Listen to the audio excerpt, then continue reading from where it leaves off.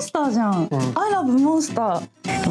A Patreon supporter of mine shared a picture of Isiliel on social media. I saw it, thought, she's a pretty goth girl, moved on in life, and then the YouTube algorithm recommends this song by her. And I like new music, so, okay, what do you got?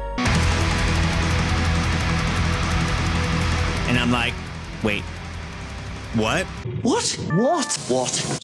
I kept going, and I ended up with a mix of pop, goth, dark wave, and rock-oriented sounds all wrapped in bondage around the umbrella of idolhood. This woman is Isiliel. Isiliel is Elvish, specifically Quenya for my Tolkien nerds. It means daughter of the moon. She loves Lord of the Rings enough to dive into the deep ends of the lore. She's wonderful. She is played by Himari Tsukishiro, a Japanese idol model who used to be part of a larger idol group called NECRONOMIDOL, who were influenced by black metal and H.P. Lovecraft to blend with traditional idol pop. And prior to that, in 2013, was a part of a group called Bakuan Doll Syndrome, but I can't find live footage of her in that group. She has also worked in the stage production Makai, notable for featuring professional wrestlers like Hikaru Shida. Oh, I got my Joshi wrestling in. She left NECRONOMIDOL to form her own solo musical dance project titled Isiliel, a project where she gets to be goth, pretty, and constantly tied up. But what I didn't realize was that every single video in the Isiliel project was telling a shared symbolic story of how Himari became this wonderful goddess wrapped in mysticism. It was completely unexpected, and she has like no budget to pull this off while performing essentially a one-person play. But for fans of NECRONOMIDOL, perhaps it wasn't, as their music videos are excellent, at least the ones I watched with Himari in the group, with titles and themes inspired directly by Lovecraft, featuring eldritch horrors and black metal idol girls in corpse paint. Their whole aesthetic was being the black metal idol pop group, and even did a series of horror short films together. Their music videos were no different, Sante Sangle being the title of a 1989 Alejandro Jodorowsky film. The dark wave idol pop featuring the group stuck in a restroom together, the blood sigil looming on the wall and seemingly driving the girls into a manic state, causing them to attack each other and eventually get more and more violent, and then the scene breaks like... before they shove the murderous girl into the stall, where she suddenly commits suicide. The horror causes the blonde one to use this glass shard to cut her own throat. So Himari does the sensible thing and licks her other friend's face before they stab each other. The song ends with the girl's blood down the drain. Idol pop, by the way. Inspired by real history, Tupalak, an Inuit monster created for revenge by using various animal parts or off the corpses of children, given life by ritual before being placed into the sea to destroy your enemies. First, we meet an unconscious, injured, and helpless Himari on the ground as the other members wake her up, but they are clearly not human. They summon Himari through the city to their home, where they proceed with a very catchy song.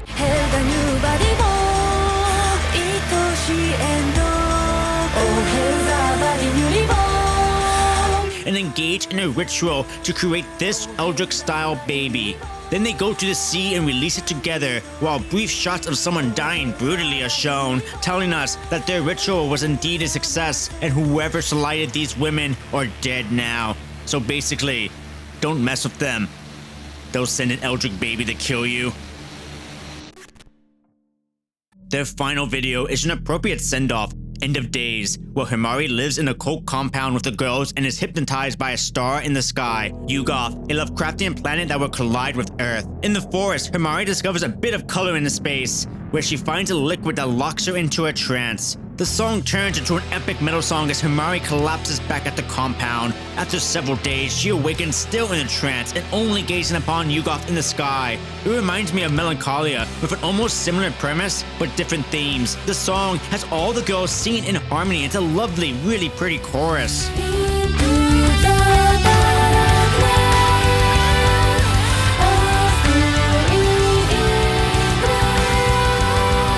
The girls attempt to awaken Himari from her trance to no avail, while the other girls study and learn that Goth will collide with the Earth unless they kill Himari.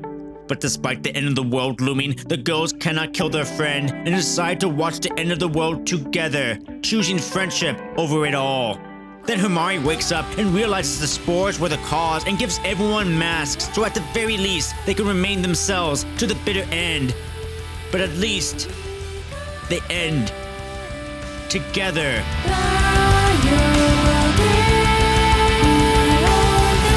pop, by the way. Which leads me back to this video.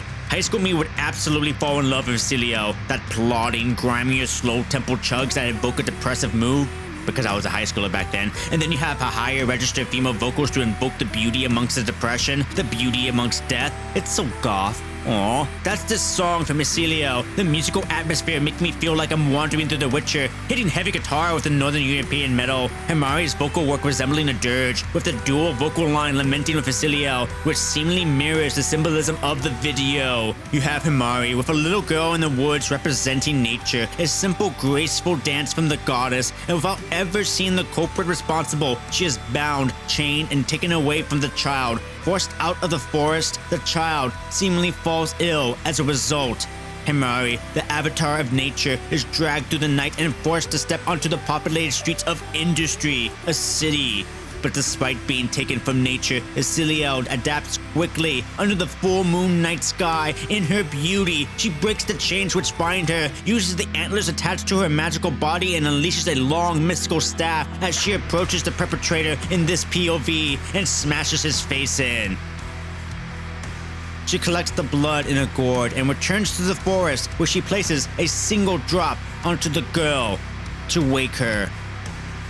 That's what I love about music videos when they go this direction, telling a story through images and mood that isn't fully explained, but evocative and symbolic enough to allow personal interpretation to be the forefront. Symbols that touch the subconscious with direct meaning on the outside.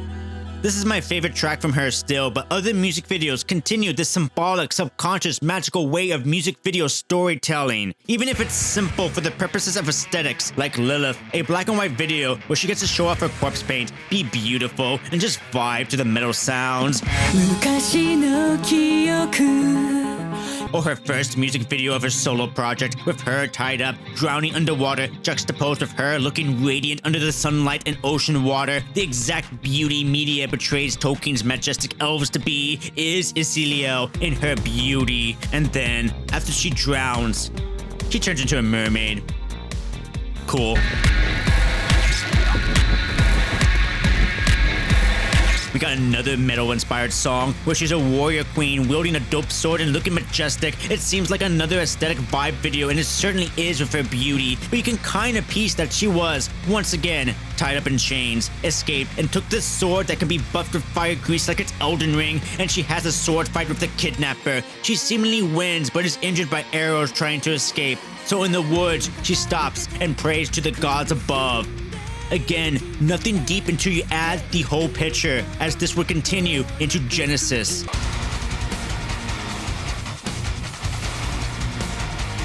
Genesis is much heavier than her prior track, but also tells the story of three perspectives. The first one, there's a shrine maiden wielding the same magical staff from Komio Kishi, when her temple was attacked by unknown assailants and, once again, held in bondage. Then, the warrior queen from the previous video is here fighting against them, but is also captured in bondage. Then we shift into the modern era, where an assassin version of Himari is attacked and, yeah, bondage. But as things seem bleak, a bright light fills the sky in all three eras of time, and a goddess visits them. This majestic, beautiful, ethereal woman dressed in gold. And since all three versions of Himari disappear into the white light, it could be implied she transcended into death, and this goddess in gold welcomes her into it. Then contrast that with the city pop aesthetic of Pinky Promise, filmed in a 4:3 aspect ratio and looking straight out of VHS 80s era, evoking a nostalgic dreamlike vibe with a complete lack of goth or metal vibes, with colors instead and more traditional idol pop elements and aesthetics. If anything, it shows the polarity of the Isiliel project.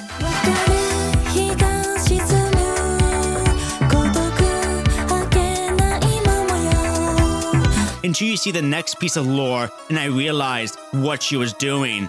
Qlipoth, a return to form, but also a return to mystical concept, borrowing from the Lunianic Kabbalah about the Qlipoth, the opposite shadow of the Kabbalistic Tree of Life as the Tree of Death, where forces of evil reign from inside the Sitra Akra, and also a return to bondage. Her idol self from Pinky Promise is chased by her capital S self, and along the way, she begins to bleed from wounds appearing from nowhere as each of the two Himaris have flashbacks when they suffered from abuse. It's very perfect blue, and Himari straight homages the movie right here, as both the idol of Himari and the self are seemingly blended, metaphorically depicted with the idol bonded in a web, then undergoing a metamorphosis in a cocoon and transforming into Isiliel, her gothic queenly final form. She achieved Gnosis. And we end with a symbolic image of Isiliel on a throne lit by the stained glass windows depicting butterflies. Kneeled before her are two aspects of her, the idol and the self.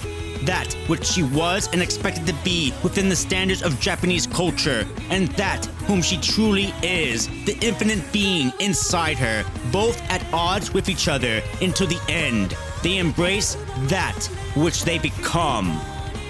Isiliel, daughter of the moon. Nice to see you again. Promise.